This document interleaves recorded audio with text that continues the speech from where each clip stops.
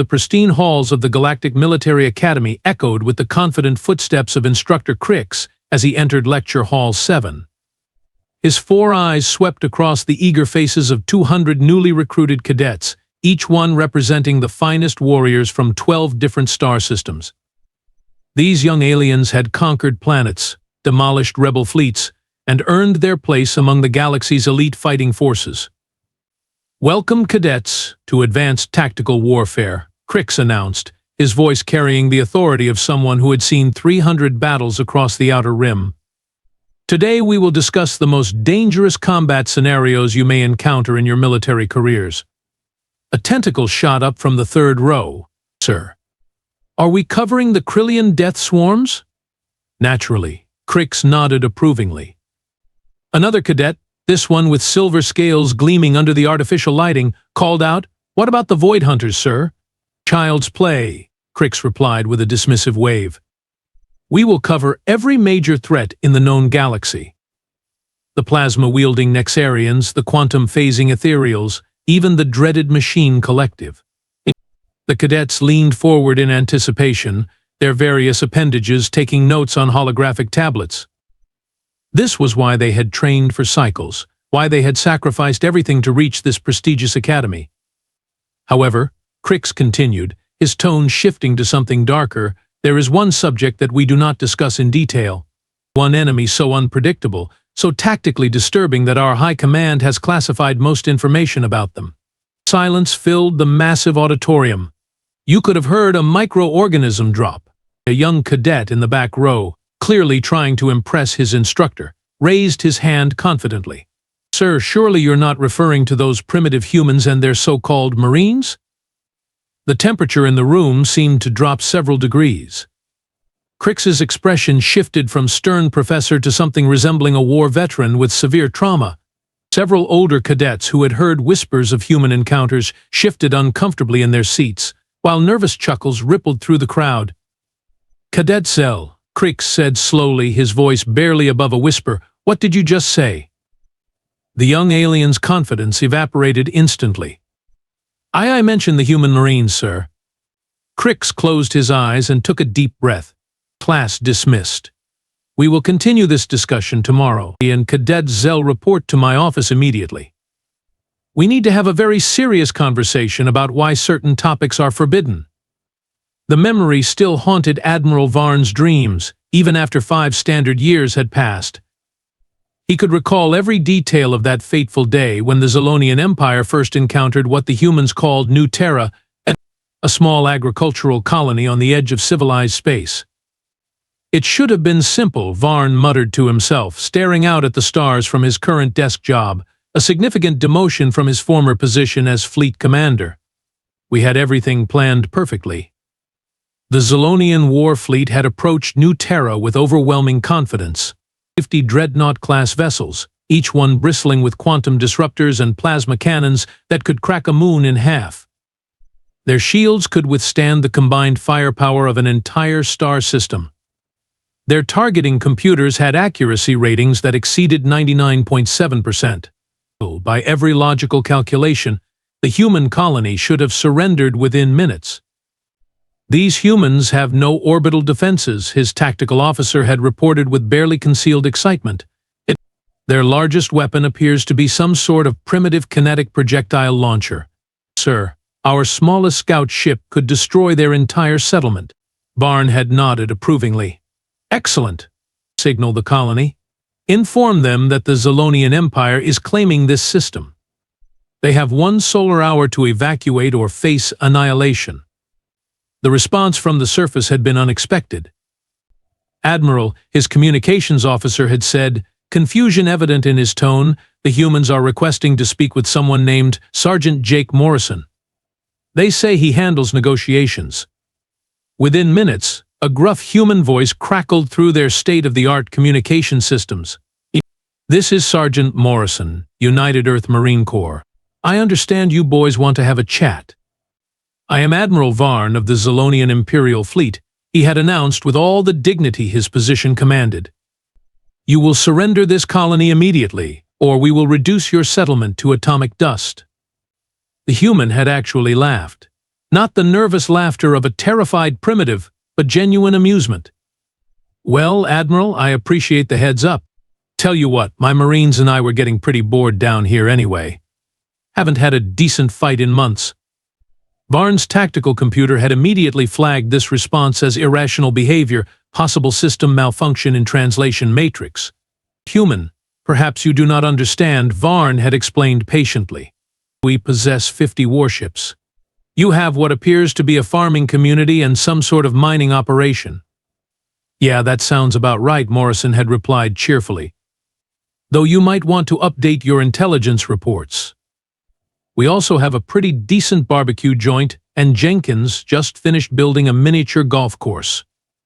"Oh, and Admiral, thanks for giving us an hour. That should be just enough time to get ready for you." The communication had ended with what sounded suspiciously like the human whistling a tune. That should have been Varn's first warning that nothing about this encounter would follow standard military protocols. Admiral Varn had executed the invasion flawlessly, at least according to every military manual in the Zolonian archives. His ships descended in perfect formation, establishing a perimeter that would prevent any escape attempts. Ground forces deployed in textbook patterns, creating overlapping fields of fire that covered every strategic position. The battle computer calculated a 94% probability of complete victory within 37 minutes. "Begin Phase 1, Varn commanded, feeling the familiar rush of a perfectly orchestrated military operation. Target their command structure and disable their communications." The first wave of Zolonian shock troops advanced across the open plains toward New Terra's main settlement. Their powered armor gleamed in the afternoon sun, energy shields shimmering around each soldier. 200 elite warriors, each one capable of conquering a small city single-handedly. That's when everything started going sideways. The Marines didn't form defensive lines. They didn't retreat to prepared positions. Instead, they seemed to vanish into thin air. "Sir," reported Captain QX, the ground commander, "we cannot locate the enemy forces. Thermal scans show nothing." "Impossible," Varn replied. "They have nowhere to hide on that flat terrain." What the Zolonian scanners failed to detect was Sergeant Morrison's unconventional deployment strategy. Half his Marines were buried inside garbage containers behind the settlement's waste management facility. The other half had somehow squeezed themselves into the colony's storm drain system, which according to every tactical database should have been too small for military personnel. The first Zolonian squad reached the settlement's outskirts when Private Maya Santos decided to announce her presence.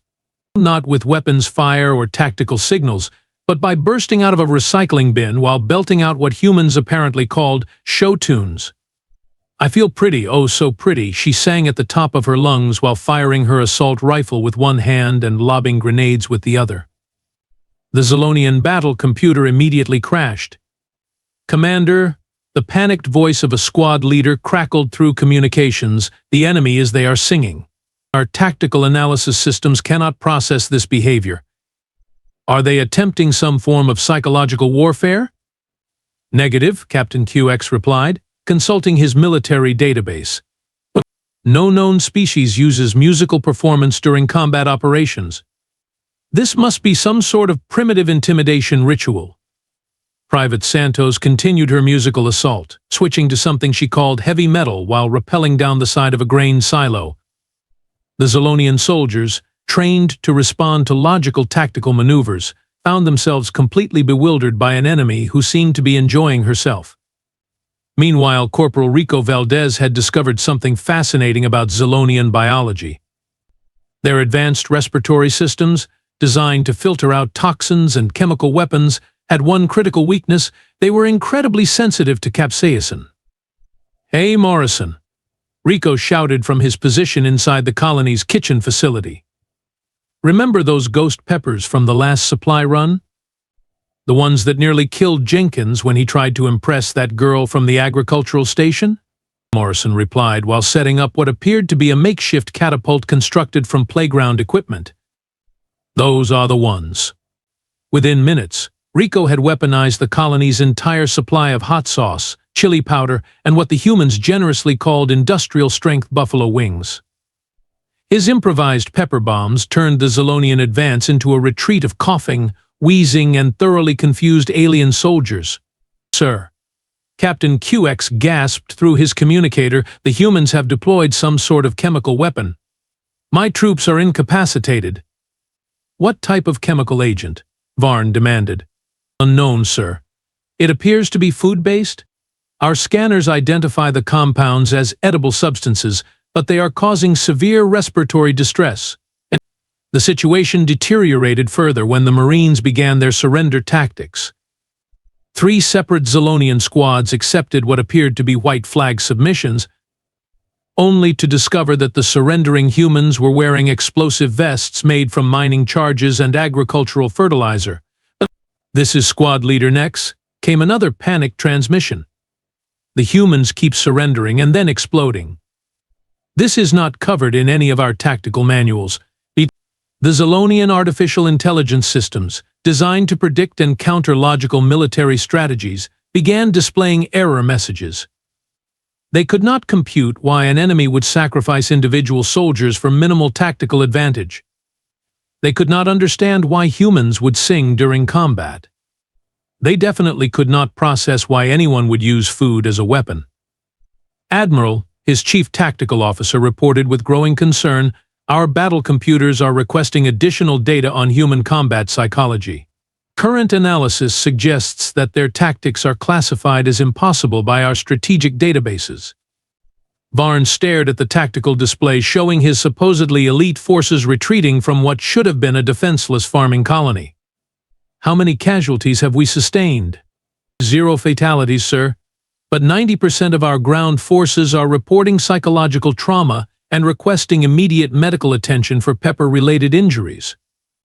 3 weeks after the initial disaster, the Zolonian High Command decided that Admiral Varn had simply underestimated the situation. Clearly, the humans had gotten lucky with their primitive tactics. The solution was obvious: send a real fleet. Commander Kellex arrived in the system aboard the Zeus Inevitable Victory, a dreadnought so massive it had its own gravitational field. The ship's main cannon could obliterate entire moons, and its defensive systems had never been penetrated by any known weapon in the galaxy. Accompanying this monster were 150 support vessels, carrying enough firepower to sterilize a dozen planets.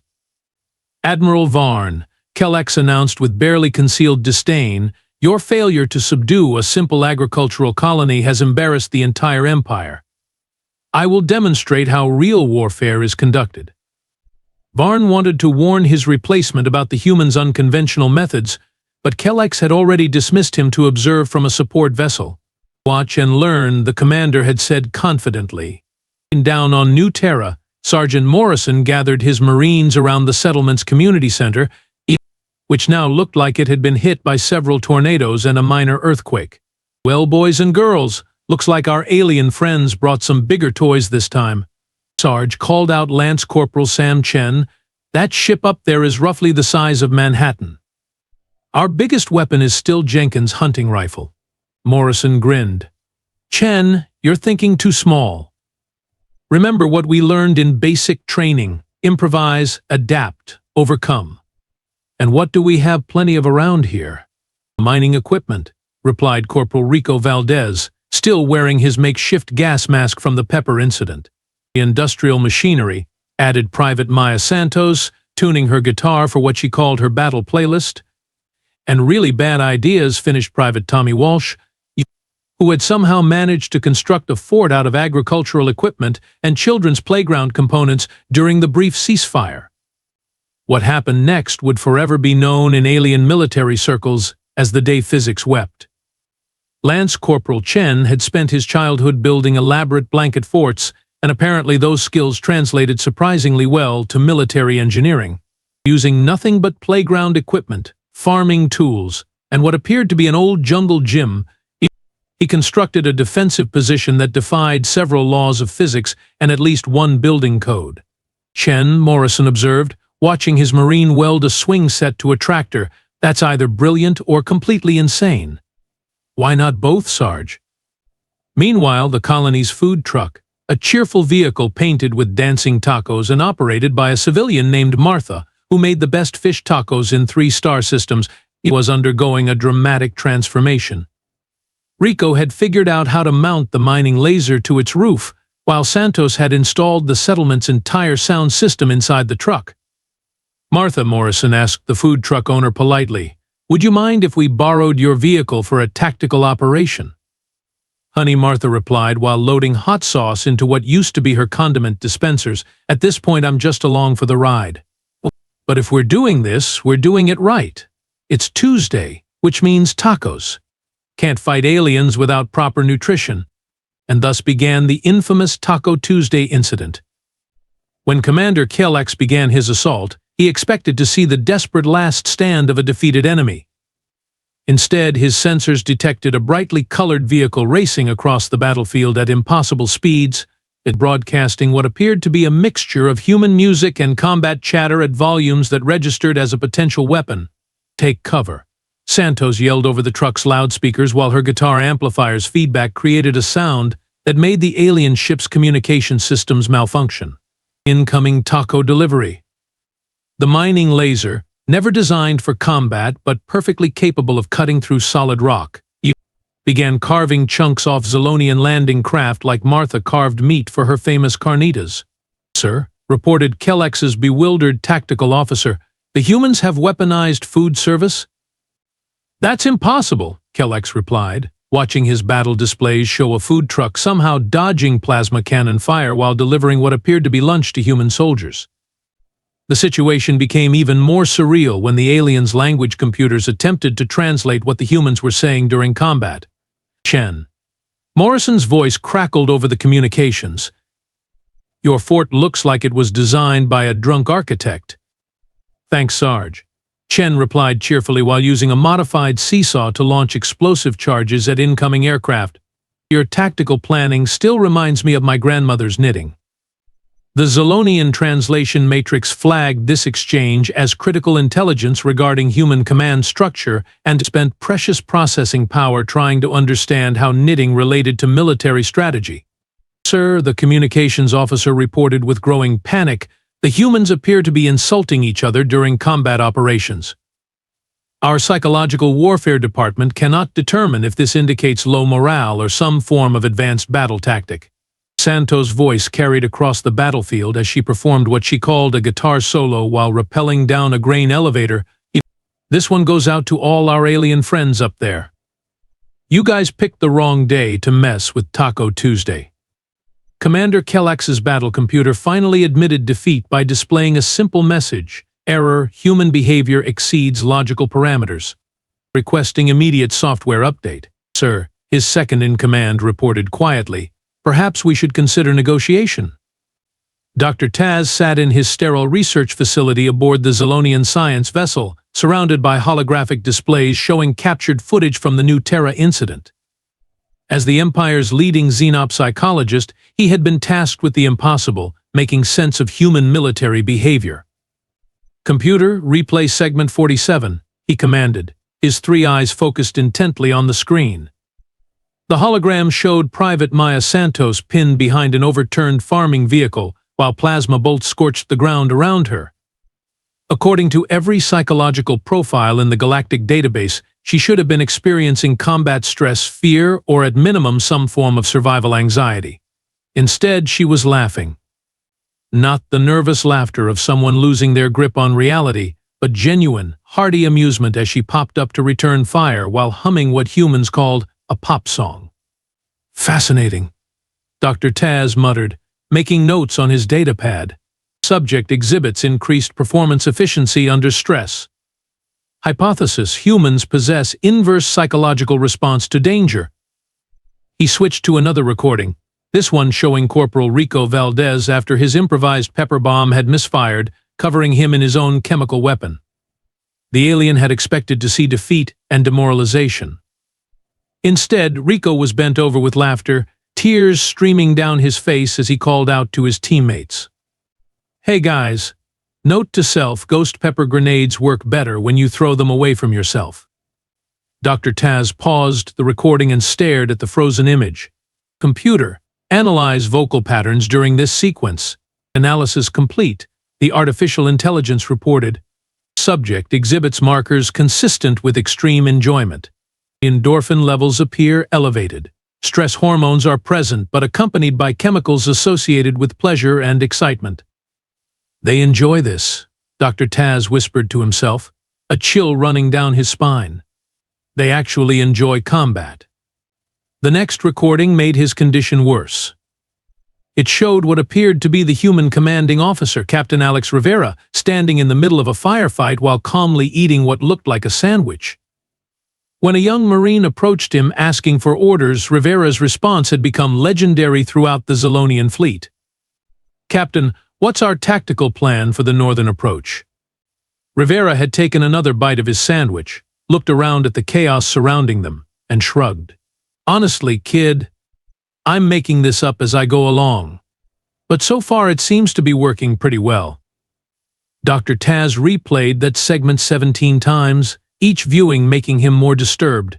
Computer, cross-reference human military databases. Locate their standard tactical doctrine. Processing error. No unified tactical doctrine detected.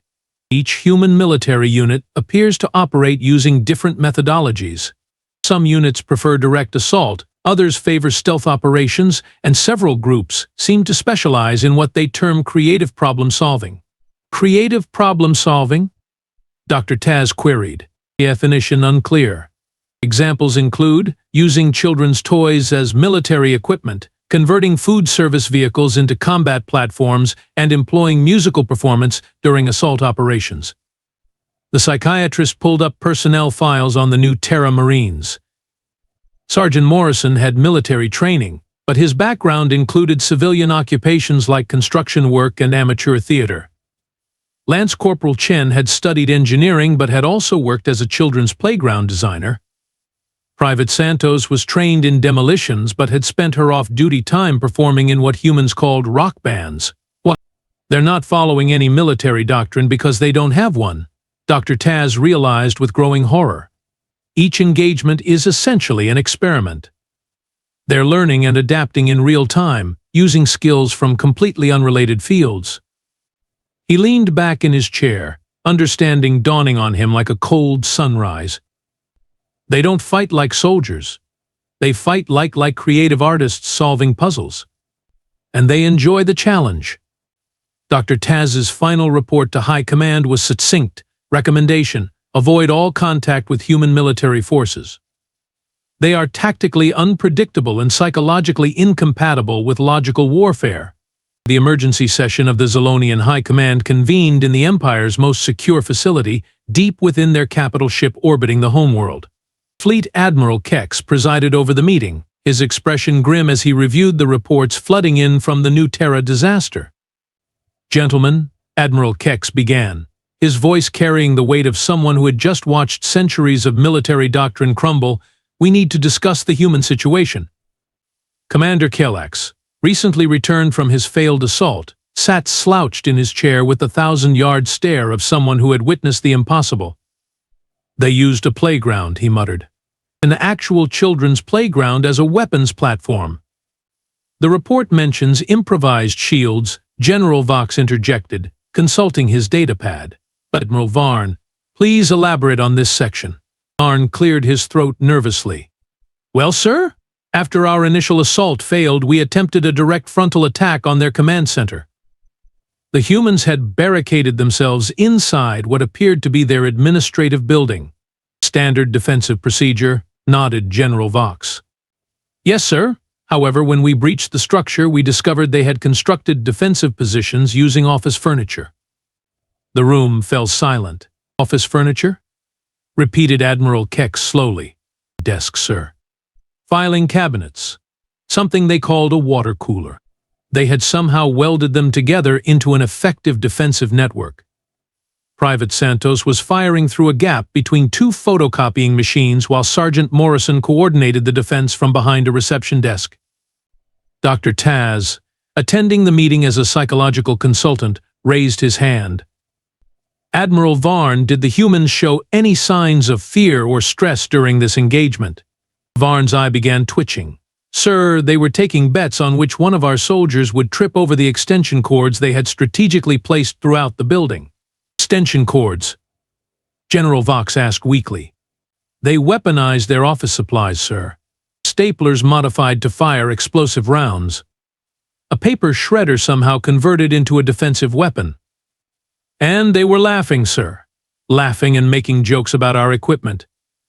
Fleet Admiral Kex stood up slowly and walked to the massive viewing window overlooking the fleet. Dr. Taz, your professional assessment? The humans exhibit behavior patterns that our tactical computers classify as tactically insane, sir. They operate outside all known parameters of logical warfare. Attempting to fight them is like trying to plan a strategy against pure chaos. Motion to officially classify human space as off-limits to all military operations, declared General Vox. Seconded, Commander Killax said immediately. All in favor? Admiral Kex asked.